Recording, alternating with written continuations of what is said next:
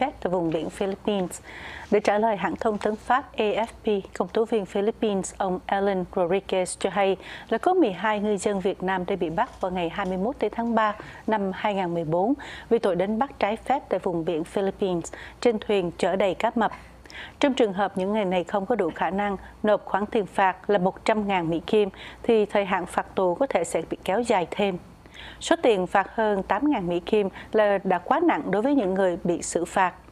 Và vẫn theo lời của ông Rodriguez, trong quá khứ thì có nhiều vụ ngư dân nước ngoài bị bắt là do đánh bắt trái phép trong vùng biển của Philippines đã từng xảy ra.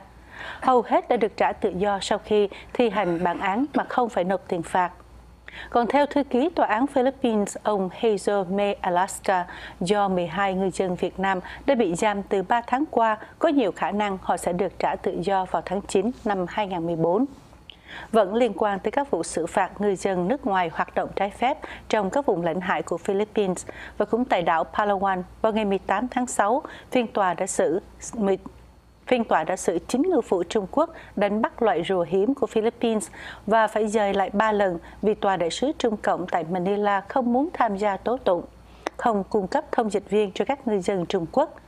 Một số người Philippines gốc Hoa cho AFP biết rằng từng được mời làm thông dịch viên cho các ngư dân Trung Quốc, nhưng sau khi tiếp xúc với nhân viên sứ quán Trung Cộng tại Manila thì họ đã từ chối tiếp tục công việc này để tránh bị chính quyền Trung Cộng gây khó dễ.